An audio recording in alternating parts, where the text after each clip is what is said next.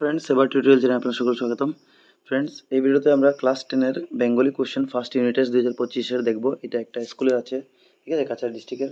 So আপনারা যদি বাংলা পরীক্ষা এখনো বাকি থাকে আপনার ডিস্ট্রিক্টে, তো আপনাদের কাজে আসবে, এটা দেখে যেতে পারেন আপনারা।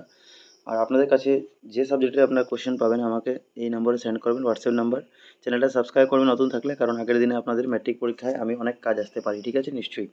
এখন ভিডিও কম বানাতে পারছি, কিন্তু আগের দিনে নিশ্চয়ই বানাবো। কিছু অসুবিধা যাওয়ার ভিডিও বানাইনি, বেশি পারছি না, কিন্তু সামার ভ্যাকেশনের পর আমি ভিডিও তোমাদেরকে দেওয়া আরম্ভ করে দেবো, ঠিক আছে। আফেলের আগে পাবে অনেক, সব চ্যাপ্টারে পাওয়া যাবে।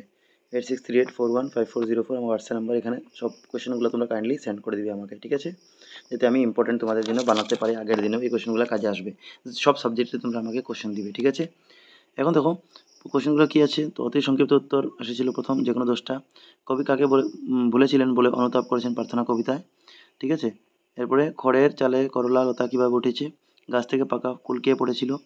এরপর কবির মতে সুধাময়ীকে শিবাজীকে কবির কোন কাব্যগ্রন্থের প্রতিনিধি কবিতা গৃহীত হয়েছে। শিবাজী বালিকারা থেকে লিখেছিলেন।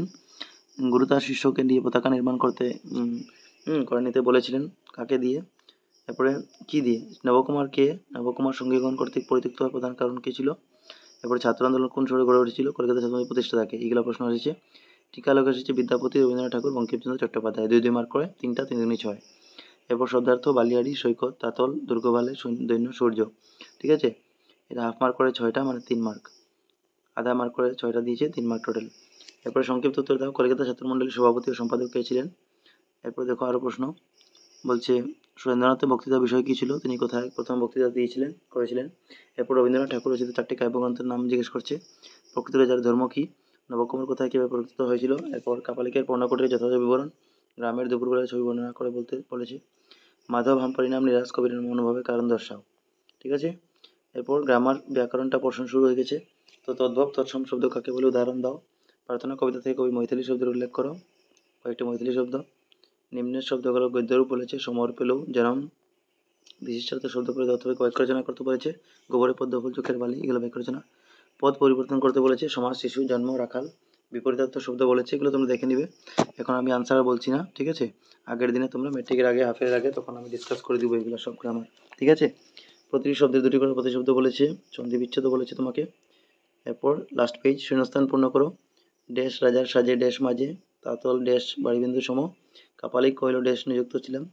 এরপর বাক্য পরিবর্তন বলেছে, সে ছিল মূর্খ, এটা অস্তার্থক বার্থ করবে বাক্য। আর আমি কখনো মিথ্যা কথা বলি না, অস্তার্থক বার্থ বাক্য। উক্তি কয় প্রকার, কী কী, এটা কোশ্চেন গ্রামারে ছিল।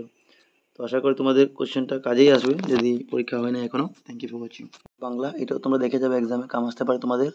আমি বেশি ডিসকাস করবো না, তোমরা দেখে নাও, স্ক্রিনশট নিয়ে নাও, জিনিসগুলো একবার বুঝে নাও, ঠিক আছে। কী কী আছে, পিতা পুত্র পাঠটি কোন নাটক গ্রহণ করেছে, দেখো 8টি আছে, 8 মার্ক, 1 মার্ক করে তোমরা নিশ্চয়ই পড়ে যাবে। টিকা শব্দার্থ আছে, টিকা লেখা আছে, আরও কোশ্চেন দেখো এখানে আছে, ঠিক আছে। টিকা লেখা আছে। এরপরে সংক্ষিপ্ত উত্তর দাও, যে কোনো 6টি।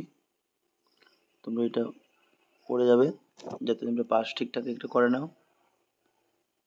যারা কমজোর আছে তারা পাস তো করতে লাগবে, কারণ তোমরা ম্যাট্রিক নিলে পড়ে দিতে পারবে না যদি অসুবিধা হয়, পাস না করো তখন। তো এগুলো তোমরা পড়ে নেবে, ঠিক আছে। এই কটা কোশ্চেন ছিল, এগুলো তোমরা শিখে নেবে।